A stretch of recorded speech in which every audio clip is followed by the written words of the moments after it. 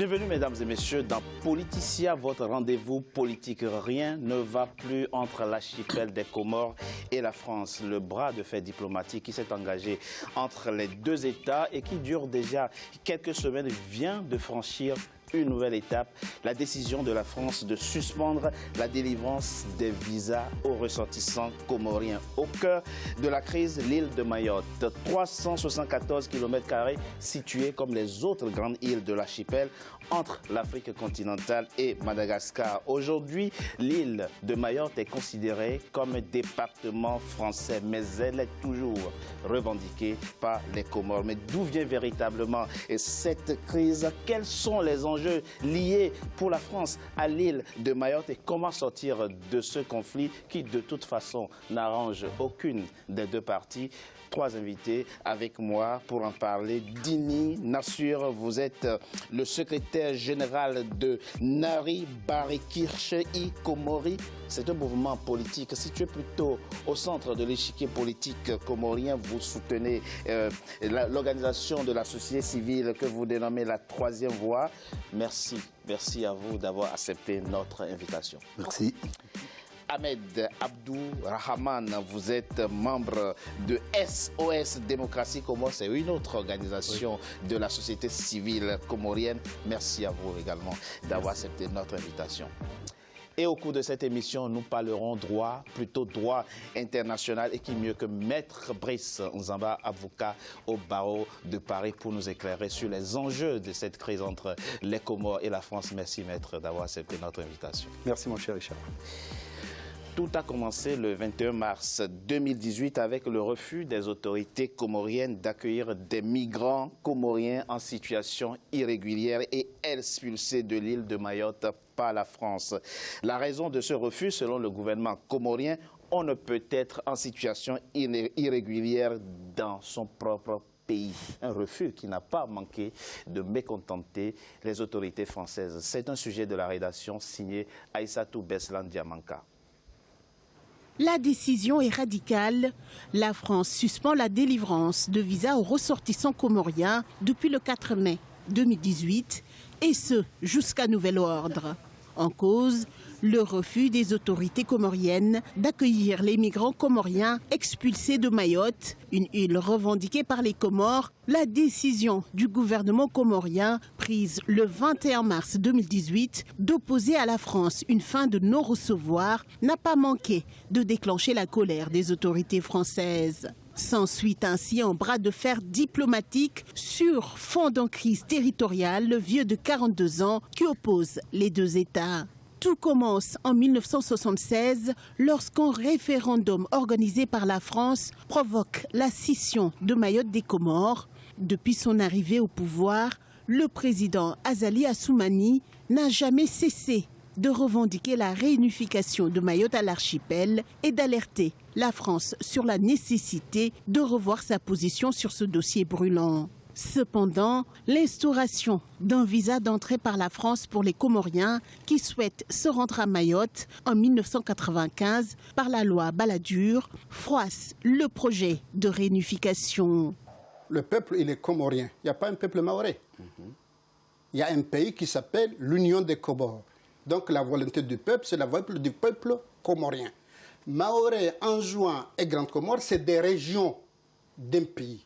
Vous imaginez aujourd'hui la région de Marseille ou la Corse qui décide d'être indépendant. Comment réagirait le gouvernement français? Pour le pouvoir comorien, les Comoriens qui se rendent à Mayotte n'y sont pas des étrangers, mais sont bien chez eux.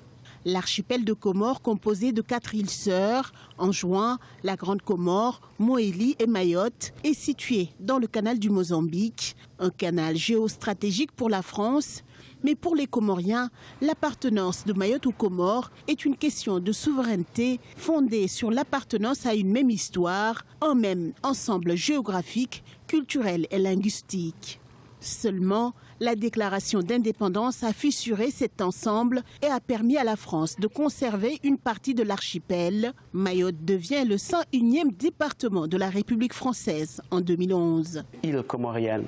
Donc nous demandons à ce que cette île nous soit restituée et pour que nous acquérons notre intégrité territoriale. La question mahoraise était également au cœur des assises nationales inclusives tenues du 5 au 12 février 2018. Mais déjà en octobre 2016, le président comorien Azali Assoumani, en visite en France, avait encore une fois rappelé la nécessité de résoudre ce vieux contentieux qui dure. Nous avons un contentieux effectivement avec la France, on connaît, c'est le problème de Mayotte. Le problème, à notre niveau, on le pose. Et là, il y a une commission qui va nous faire les propositions concrètes, c'est-à-dire ce qu'on appelle maintenant une feuille de route. Parce que concrètement, c'est comme si on peut claquer les doigts. On ne peut pas. L'ONU a claqué, pas de leçon, ça n'a pas donné de réponse. Donc on ne peut pas faire ça. Donc on fait confiance à ce comité paritaire qui sera composé par des autorités françaises et des autorités comoriennes pour discuter et nous faire les propositions qu'on va valider pour essayer comment les mettre en place. La vérité, un problème qui dure, ça fait 41 ans. J'espère qu'on ne va pas mettre 41 ans pour trouver une solution. Mais réaliser que ce n'est pas facile. C'est-à-dire la solution qu'on aurait pu trouver en 1975 ou en 85 ou en 95 ou en 2005, à chaque fois qu'on avance, la situation devient difficile, d'après ce qu'on constate maintenant. En demi-siècle de discussions, de négociations, de pourparlers, de contestations ou de refus, et la question mahoraise reste toujours sans réponse. Les Comores gagneraient-ils ce bras de fer avec la 5e puissance mondiale qui n'a jamais changé de position? Rien n'est moins sûr. Dina Nassur, des Comoriens en situation irrégulière à Mayotte, arrêtés par la police française et expulsés vers les autres îles de l'archipel des Comores. Et le gouvernement comorien dit non, il ne les reçoit pas parce qu'à Mayotte, ils sont chez eux. C'est une décision que vous approuvez? Absolument. D'ailleurs, le terme immigration est inapproprié au contexte des Comores. Parce que les Comoriens qui vivent à Mayotte sont chez eux. Et on ne peut pas parler d'expulsion ou d'immigration pour une population qui vit chez elle. Monsieur Nassur, depuis 2011, Mayotte est un département français, 108e département français. Depuis 2011, je pourrais vous parler des autres référendats. Depuis 1975, l'État comorien est formé de 4 îles. Donc la départementalisation, c'est très récent, car les Comores sont un État souverain formé de 4 îles depuis 1975. Donc vous soutenez totalement la décision du gouvernement comorien de ne pas accueillir les migrants dits en situation irrégulière à Mayotte? Cette décision est justifiée et soutenue par l'ensemble de la population comorienne dans les 3 îles libres et une partie dans l'île comorienne de Mayotte. Après, quand on demande aux Comoriens, et là on le voit, quelles sont les îles qui constituent l'archipel, ils disent effectivement Moélie, la Grande Comore, Anjouan et Mayotte. Il se trouve qu'effectivement, depuis la loi sur la départementalisation, cette île, Mayotte, est devenue un département français.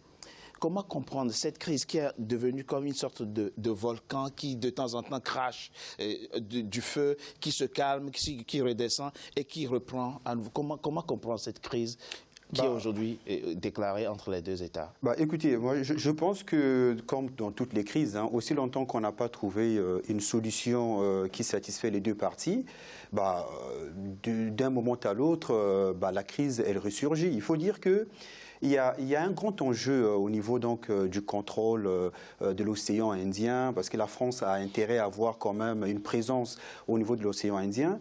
Et puis l'archipel des Comores, parce que il faut distinguer l'archipel des Comores et l'Union des Comores. Absolument. Parce que l'archipel, c'est un ensemble des îles. On peut faire partie d'un archipel sans forcément être dans une même entité administrative et étatique. Donc il y a l'Union des Comores qui a toujours existé, on va dire qui a existé juridiquement, on va dire, en tant qu'était depuis un décret de 1946, puisque avant on parlait d'archipel des Comores, qui est plutôt une appellation géographique. Tout à fait. Et à partir de 1946, il y a un décret de 1946 de l'État français, puisqu'il faut dire que l'État français est présent au niveau de l'archipel depuis 1841, à Mayotte, dans le cadre de la colonisation, depuis 1841. Absolument. Donc en 1946, il y a donc la création d'une entité administrative, juridique et même, on dirait, politique, en 1946, qui s'appelle le territoire des Comores. Donc là, on a un territoire. Et par la suite, donc, il y a le territoire des Comores. En 1975, ces territoires décident de devenir indépendants. Donc il y a une déclaration qui est faite par les députés à l'époque. Donc il faut en ce moment-là, comme ça a été le cas dans la plupart des pays africains, il faut voir avec l'État tutélaire, donc l'État colonial, comment mettre en œuvre cette déclaration d'indépendance. Donc il y a donc une discussion qui est menée avec l'État français. À cette époque, il y a un accord qui est signé pour...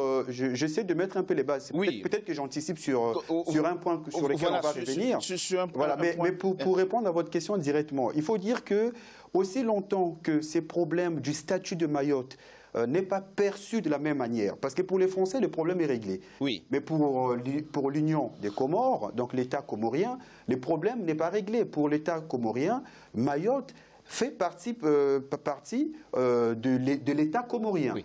Donc moi, si on se place du point de vue de l'État comorien, leur compréhension et perception des choses s'effondrent de leur point de vue. Puisque alors, pour eux, et si on s'effondre du point de vue de l'État français, effectivement la question est réglée, ça fait partie du territoire français. Voilà, il faut maintenant rester objectif. Bon, je ne vais pas anticiper.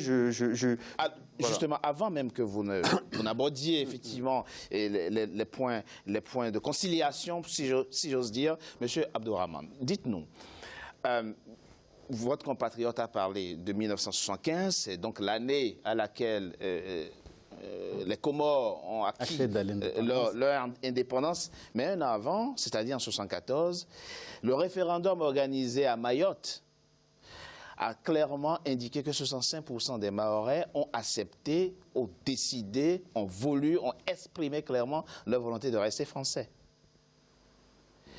Et quel est pour vous l'enjeu lié à cette île qui aujourd'hui constitue la pomme de discorde entre vous et la France? J'aurais pu vous parler encore d'autres référendums qui a eu lieu après. Mais en parlant de ce référendum du 22 décembre 1974 exactement, ce qui a été acté, c'est que le résultat sera considéré d'une manière globale. Parce que comme on l'a dit... ça a été acté par qui? Enfin, à l'époque, les négociations, les accords qui ont été... il y a eu des accords en 1973 pour l'organisation de ce référendum. Oui. Et dans ces accords entre le gouvernement français et puis à l'époque c'était territoire d'outre-mer, donc le gouvernement des Comores du territoire d'outre-mer, il a été décidé entre effectivement le gouvernement français officiellement et je rappelle que même Valéry Giscard d'Estaing, en tant que président de la République, il a dit que je ne vais pas accorder une indépendance qui est partielle, c'est-à-dire une indépendance de 3 îles et puis garder une île. Oui. Que l'indépendance des Comores, ça sera global. Mais, donc, Monsieur Abdourahmane, la consultation... Excusez-moi, est-ce que l'honnêteté ne recommande pas qu'on aille plus en profondeur, si vous voulez? Peut-être que ça nous permettrait de mieux comprendre. Brice Nzamba a parlé de 41, 1841. Et vous savez ce qui s'est passé. Il s'appelle quoi? Il s'appelle Pierre Passot, c'est à lui que Mayotte a déjà été vendue en 1841. Le précédent historique date déjà de là. Et puis après, vous avez le référendum de 1974 où les Mahorais ont décidé de rester français.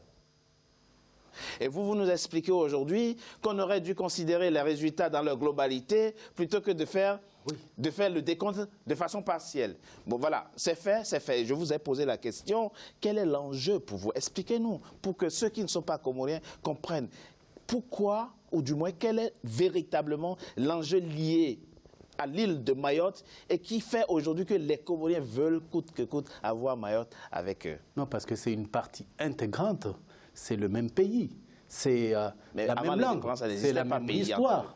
D'accord, c'est la même histoire. Je vais rappeler des faits historiques, en effet. Pour Passo que vous avez cité, à l'époque, c'est pourquoi on appelle les Comores la période des sultans. C'est ça. Il s'avère que ces sultans, ils étaient, disons, rattachés entre les îles. Oui. C'était parfois même des cousins. Oui. Et il s'avère que le sultan de Mayotte était un cousin du sultan d'Anjouan. Et il s'avère qu'il y a eu un malgache qui est expulsé à Madagascar et qui est venu à Mayotte. Et le sultan de Mayotte, à l'époque, comme c'était le même sultan qu'Anjouan, il lui avait délégué une partie du pouvoir de Mayotte. Oui. Et là, il a profité du passage de Passo pour pouvoir accaparer le pouvoir. En fin de compte, c'est une sorte de coup d'État. Andriana Tsoli, le malgache là, qui a, en parlant de vendre Mayotte, qui a vendu en effet Mayotte, voilà. Donc sans respecter justement que Mayotte ça consacrait des droits. Ça consacrait des droits. Oui. Non, mais non. Revenons en 2018. Oui. Mais c'est pour dire que la question de Mayotte, c'est pas une question qu'on veut une île, c'est que c'est une île. Il y a un ensemble culturel, un ensemble identitaire que vous voulez conserver. Oui, on a la même religion, on a la même langue, on a la même culture. Et c'est en tout cas bon, et puis en se basant sur la décolonisation, où enfin bon, on accorde la décolonisation selon les frontières issues de donc non seulement du colonialisme, mais il s'avère que c'est la même patrie, c'est le même peuple. La situation est complexe. On va essayer de ne pas la simplifier. Bon, c'est les autorités françaises qui rendent complexe. Dites-nous, qu'espère le gouvernement comorien en refusant d'accueillir les migrants expulsés de Mayotte? C'est clair et net. Hein. C'est recouvrir à l'intégrité territoriale du pays. Parce que...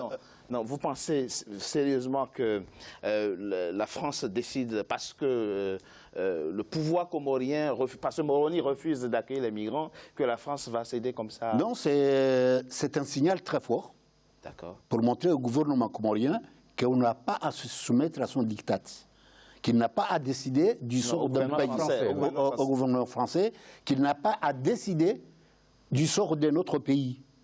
Et ce n'est pas parce que Paris a décidé d'occuper illégalement une partie de notre territoire que nous allons accepter tout ce qu'il veut faire. Donc la décision du gouvernement comorien entre dans les décisions qui relèvent de la souveraineté nationale. Et là, pourquoi plus aujourd'hui qu'il y ait... D'abord, la crise ne date pas d'aujourd'hui. C'est une crise qui a duré 42 ans et qu'on a essayé de gérer d'une façon, en fait, dans l'amitié, la compréhension. Et il est arrivé des fois où on a dit à la communauté internationale qu'on va s'arranger entre nous. Oui, parce qu'on se croyait amis. On va en parler plus tard. Donc, mais il est arrivé un moment où la France exagère. Donc, il faut qu'on lui dise que dans cette crise, on est deux et que ce n'est pas une seule partie qui va décider à sa tête. Donc, je crois que le gouvernement, ça vient en point nommé, que le gouvernement comorien ose montrer, et à la France et à la communauté internationale, que nous ne pouvons pas céder notre souveraineté nationale. Ben, voilà, et que faites-vous maintenant qu'ils ont décidé carrément de suspendre la délivrance des visas à tout Comorien? Qu'est-ce que vous allez apporter maintenant comme réponse? C'est pas la première fois qu'on a un coup de massue de la France. En 1976, la France a rompu ses relations diplomatiques et de coopération avec les Comores, et pire, il a retiré toute son assistance financière aux Comores et l'assistance technique. Oui. Et pour nous, ça a permis de nous rapprocher de nos frères africains pour combler le vide laissé par la France. Et c'était au lendemain de l'indépendance. Donc, on a survécu. Et ce qui se passe aujourd'hui, le fait de parler des visas, c'était maillon d'une grande chaîne. On n'a pas seulement en partage la circulation des personnes et des biens entre les territoires. On a autre chose en partage. En gros, donc on pense que peut-être c'est le moment où on doit revoir toute la chaîne de coopération et de relations avec la France. Avec la France. En gros, pour schématiser votre réponse, la France peut garder ses visas. Les Comores peuvent très bien s'en passer, peuvent très bien continuer à vivre sans les visas. Ben, je vais dire qu'on a eu pire que ça et on a survécu. Et que si aujourd'hui la France se met à faire usage du chantage comme moyen diplomatique, bon, c'est à sa guise. Donc, mais ce n'est pas pour autant que ça va nous amener à renoncer à notre souveraineté nationale. Moi, je peux aller même plus en demandant aux autorités comoriennes, puisque maintenant, les Français, je ne parle pas des binationaux, les Français, enfin originaires de la métropole, qui rentrent aux Comores, ils rentrent sans visa. Donc je demande aux autorités comoriennes d'instituer la réciprocité. Voilà, la réciprocité au moins. En plus de ça, on sait que les Comores, il y a eu plusieurs coups d'État. Donc il y a les réseaux de mercenaires qui vont, qui reviennent, donc qui reviennent et qui font des va-et-vient. Et ça sera un moyen aussi de sécurité, même pour la nation comorienne, d'éviter, parce que je vais dire en passant que, mis à part effectivement tous ces chantages, il faut savoir que la France hisse toujours parfois, disons, la menace d'un coup d'État, d'une déstabilisation. Et il y a eu plusieurs coups d'État par les mercenaires français. Et entre autres, c'est parce que ce soit le président Ali Swali qui se battait pour le retour de Mayotte aux Comores, il a été assassiné par les mercenaires Bob Denard. Et le président Ahmed Abdallah, qui s'est battu aussi pour l'intégrité territoriale, il était assassiné. Vous dénoncez dans cette émission de chantage français, mais on verra effectivement comment les lignes pourront bouger et les concessions possibles. Alors je rappelle très rapidement, en 2015, vous avez la population mahoraise, aujourd'hui constituée de 300 000 habitants, à peu près constituée à 42% de Comoriens, dont le tiers quand même. Oui, mais moi, mais c'est le même peuple. Je veux dire, quand j'emploie la sémantique française. Non, moi, nous, voilà. Brice, on est là, très rapidement, avant qu'on ne marque une coup de pause, on est là en face d'une sorte d'appendice ou de substrat historique de la rencontre entre la France et l'Afrique de façon globale, en fait. Cela, c'est une histoire qui nous révèle la douleur de l'histoire qu'a connue l'ensemble du continent. Oui, c'est ça. C'est-à-dire qu'il y a eu une rencontre et cette rencontre a généré une réalité. Et donc, au moment des décolonisations, il a fallu régler ces réalités-là. Donc, aujourd'hui, on a un peuple, parce que c'est vrai que d'abord un peuple, même quand on arrive à lire Ernest Renan, on voit qu'un peuple, c'est une âme, c'est une aspiration commune, c'est une langue, c'est souvent une même religion à la base, c'est une culture commune, mais tout cela peut faire penser à l'existence d'un peuple, c'est vrai, mais dans le cadre... Oui, je comparais aux autres pays parce que vous avez des ressemblances fortes entre Togolais et Béninois, entre Camerounais et Gabonais. Il y a eu une récomposition, c'est-à-dire qu'il y a eu une forme d'organisation avant la colonisation, et il y a eu une autre forme d'organisation après la colonisation. Donc la seule circonstance d'être originaire d'un même peuple ne suffit plus à dire qu'on est d'un même État ou d'une même nation. Donc ça, c'est une évolution de l'histoire. On ne peut pas se battre comme ça, c'est une réalité. On l'approfondit après une coup de pause. On se retrouve après une coup de pause. À tout de suite.